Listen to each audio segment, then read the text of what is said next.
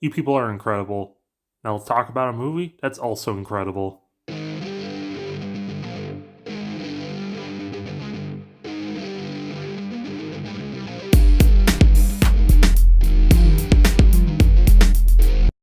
John Carpenter's The Thing.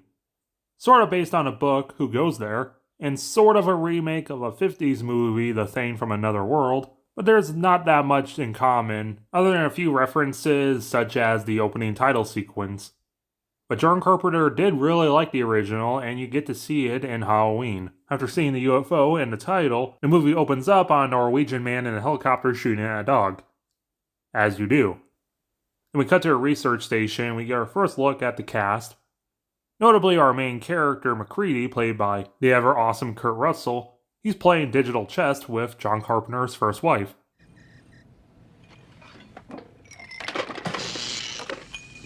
Cheeky bitch. The dog makes it to the base, and the Norwegians land. They try tossing a grenade at it, but they accidentally comedically toss it behind them and blow up the helicopter. Dog, look at the husky, he's so cute. The Norwegian screams at them that it's not a real dog, it's just something. But it's in Norwegian, so they don't understand him, and he starts shooting at them. If I had a nickel for every time I've been shot at by a Norwegian.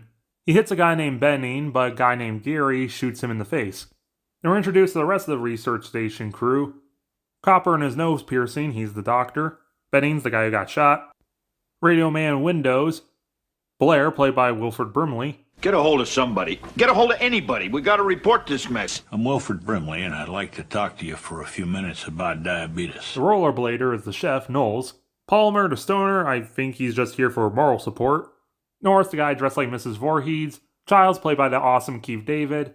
Vance, Gary's the leader, and Clark, the kennel man. Copper and McCready head over to the Norwegian camp to see what's going on with them. The dog's left to free roam, and he meets Michael Myers. Seriously, the Shadow is played by another familiar shape, Dick Warlock. Warlock. McCready and Copper make it to the Norwegian base, and it's a little rundown. They find a giant cube with a hole in it, and a big steaming pile of crap outside that they decide to dig up and bring back home. Wilford Brimley autopsies the thing and realizes that it has a bunch of normal human organs despite being a big clob of garbage.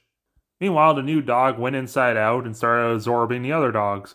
It tries escaping, but they flamethrower it. Mac wants the flamethrower. Mac wants the what? That's what he said. Now move. How and why do you have a flamethrower in the Antarctic? Wouldn't that be super illegal? A part detaches from the dog, and some people think that it ended up escaping, but you can sort of see it fall down during the burning. Wilford starts snapping things off it and tries really hard not to dip it in butter and eat it. He comes to the conclusion that this thing replicates people perfectly. And they watch some tapes they got from the Norwegian base, which are recreations of scenes from the 50s film. Like the Norwegian standing on the UFO, kind of in a circle, and trying to blow it out of the ice with thermite just to destroy it. So McCready, Norris, and Palmer head out. Norwegians found a map painting. And the UFO doesn't look that destroyed. They could probably go in, but of course it's just a painting, so they ignore it. And they find a hole, kind of like the ice that McCready found earlier. Blair asks Liberty about what's going on with the thing, and it turns out the thing affects people via touch or whatever, and if it gets to civilization, it could affect the world in 3 years. Windows and Bendings shoves the Norwegian-based thing in the back. Vance tells McCready that the Norway thing is still alive, technically, because it's producing cells. Knowles is just upset that someone left their torn-up shitty drawers in his trash. Then Hyde from that 70s show walks in on Bennings and the thing getting frisky. Benning escapes into the night. He tries acting casual, but no one's buying it and they torch him. Meanwhile, Diabetes smashed the helicopter and he's smashing the radio because he's freaking out, man. It's all his way to try and save humanity by isolating the thing on the base. Save humanity. Kill your coworkers. Childs tries calming him down, but he only gets shot at, so McCready has to bash him with a table. So they decide to stick him in the brig and inject him with drugs. And he says not to trust Clark. Copper decides they should probably do a blood test to see if anyone's the thing. But all their spare blood samples were stolen by Morbius. So now everyone's freaking out and they decide to burn the blood. I know I'm human. And if you were all these things, then you'd just attack me right now. So some of you are still human. That is perfectly logical. Honestly, that's one of the smartest conclusions I've heard in a movie. 48 hours pass and everyone's still paranoid as hell. Vance finds MacReady's jumper all torn up. And of course we know from Bennings the thing can replicate clothes and tears them up. Wilfred seems alright though. And look, Vance finally lost all that weight by burning himself. Liberty Medical will be pleased. And MacReady's lights are on. People find out about MacReady and lock him out, but he breaks in armed with dynamite, which scares Norris so hard that he gets a heart attack. Copper tries helping, but Norris gets so hungry from the heart attack he eats Copper's arms, revealing that he's infected. Now, when he was infected is kind of debated. Most likely he was meant to be the Shadow from earlier, given the hair and what looks like his notable sweater. Some people say it's also Palmer, but of course it's a different actor to throw people off. But I guess this really has to be Norris, given that Palmer's room has a poster on it. So yeah, I'm gonna say it's probably Norris's patient zero here, given that he's also like the most unassuming and probably the best option to assimilate. But either way, those copper arms that Norris ate really don't agree with him, and he vomits up a copper spider. MacReady tries torching it, but Norris's head escapes with really nasty green vines, and it becomes a head crab. But MacReady easily torches it. Clark tries jumping MacReady, but he shoots him in the face, and he's not a thing. So then we finally get around to the blood test. Everyone's tied up except for MacReady and Windows. Everyone pulls blood, and MacReady pokes it with a burning wire. So Palmer was infected. He could have easily been the shape from earlier, but I'm going to say that Palmer wasn't infected until Norris and MacReady got back from their adventure. Given that if they were both infected at the time, they could have easily just jumped MacReady. And it's possible that Palmer was the one who stole the keys from Windows after he dropped them, because he wasn't there when Bennings was burned, so he was probably the one who destroyed the blood. Either way, he just kind of melts. Whee! How's he stick to the ceiling? Palmer thing eats Windows, and he just kind of shakes him around. MacReady finally gets his torch to stop backfiring, and he deals with the thing. After continuing the blood test, everyone else checks out, so they go test blood pressure. But he disappeared. And under the floorboards, he's been building a UFO out of helicopter parts, which is a little silly, revealing that Wilford Brimley was infected.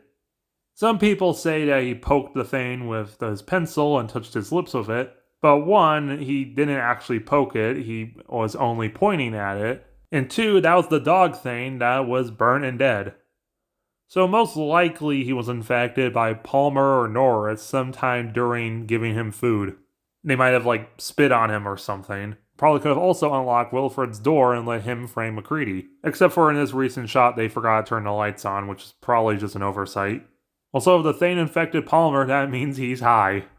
Blair cuts the power and they all realize that the thing wants to be frozen again, so one day it'll be found by civilization, so they come up with a new plan. Leave no stone unturned, we're destroying the whole base, we're lighting this SOB up. Yeehaw! Hey, where's Childs at? Who cares, he'll turn up. Then Blair appears and he shoves his hand into Gary's mouth. And off screen he gets Knowles, so MacReady is all by himself, as he has to face the Fiend. Luckily he still has some dynamite left over, and yeehaw! And we get this absolutely bleak ending. MacReady's all alone in the burning ruins of the base. Child reappears out of nowhere. He might be infected, he might not be. MacReady might even be affected, he might not be. Neither of them know, neither of them really care. Because they know they're both gonna die out here, because they have no help.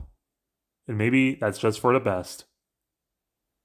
Final body count? 12. And that was John Carpenter's The Thing.